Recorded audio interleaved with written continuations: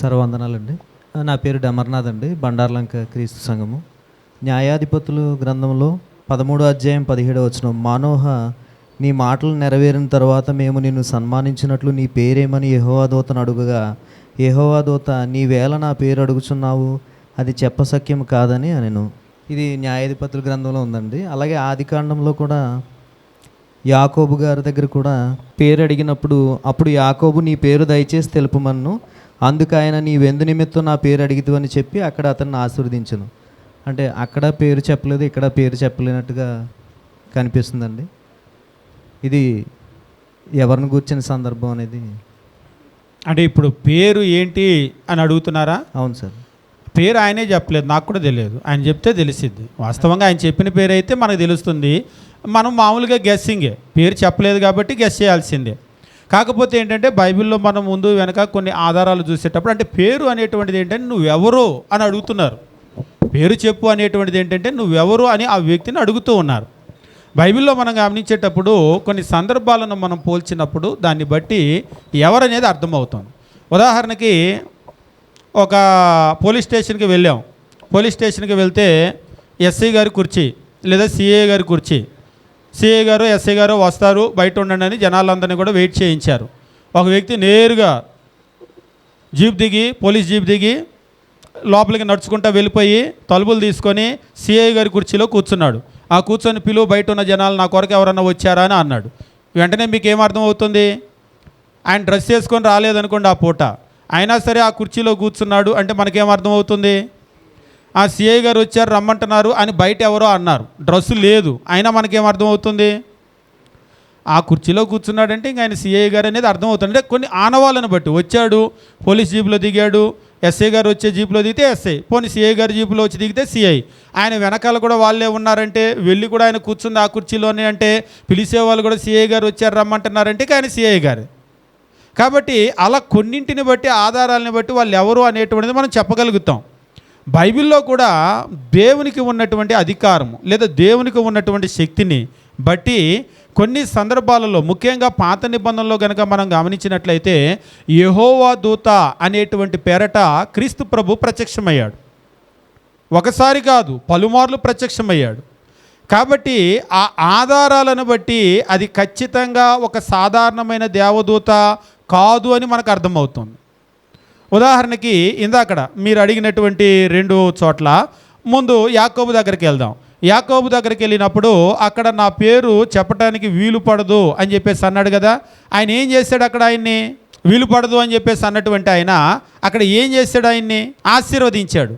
ఎవరు ఆశీర్వదించగలుగుతారు? ఆశీర్వదించగలిగినటువంటి శక్తి ఎవరికి మాత్రం ఉంటుంది?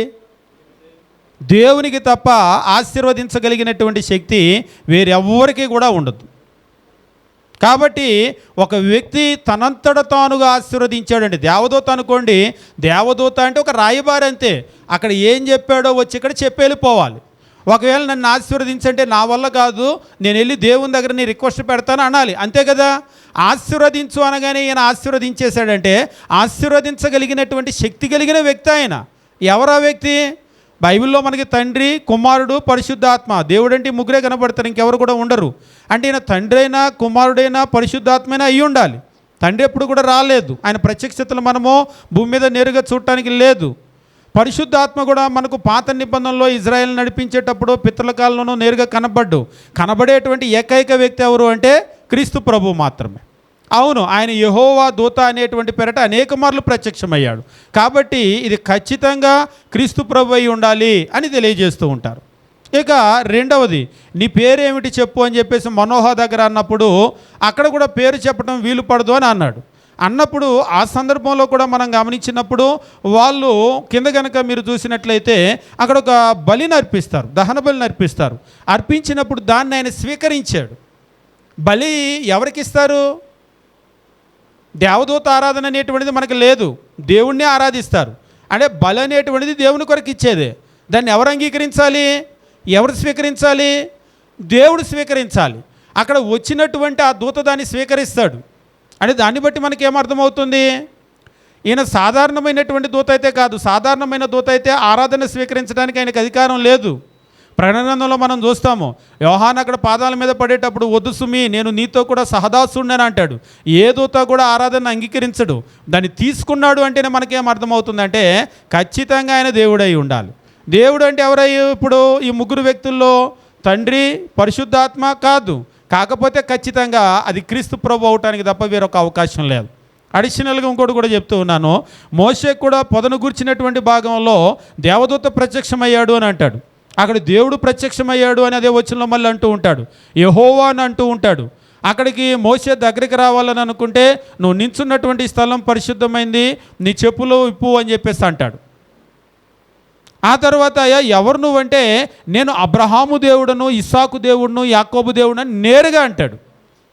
మరి అబ్రహాము దేవుడు, ఇస్సాకు దేవుడు, యాకోబు దేవుడు అంటే మరి ఆయన దేవదూత అని అన్నారు కదా అంటే అవును, ఆయన ప్రభుదూతగా ప్రత్యక్షమయ్యాడు పాత నిబంధనలు. కాబట్టి యేసుక్రీస్తు యొక్క ప్రత్యక్షతలు నేరుగా మనం చూడగలుగుతాం. అదే యేసుక్రీస్తు అని అక్కడ రాస్తుందని అంటారు, లేదు, అది క్రొత్త నిబంధనలోకి వచ్చిన తర్వాత పెట్టిన పేరు. ఆయనకి యేసు అని పేరు పెట్టొద్దును. కాబట్టి ఇక్కడ యేసు అని ఉండదు, కానీ ఆ వ్యక్తి కనబడతాడు. భూమి మీద శరీరధారిగా పుట్టిన తర్వాత ఆ పేరు పెట్టారు. శరీరధారిగా పుట్టకముందే ఆయన ఉన్నాడు మనకు తెలుసు, ఆయన ప్రత్యక్షతలు ఉన్నాయి. కాబట్టి అక్కడ ఆ పేరును చూడలేం, కానీ ఆ వ్యక్తిని చూడగలుగుతాం. మీకా 5:2 అయితే నేరుగా చెప్తూ ఉంటాడు మీకా ప్రవక్త, ఆయన పురాతన కాలం మొదలుకొని శాశ్వత కాలం ప్రత్యక్షమవుతూ ఉన్నాడు. కాబట్టి క్రీస్తు ప్రభు ప్రత్యక్షతలు పురాతన కాలం నుంచి ఉన్నాయని వాక్యమే ఆధారంగా ఉంది. కాబట్టి ఆయన ప్రత్యక్షం అవుతూ ఉన్నాడు. ప్రత్యక్షమయ్యేటువంటి వ్యక్తి అక్కడ పేరు చెప్పకపోయినప్పటికీ కూడా ఉన్న ఆధారాలన్నింటినీ కూడా క్రోడీకరించినప్పుడు అక్కడ వ్యక్తి ఎవరనేటువంటిది అర్థమవుతుంది.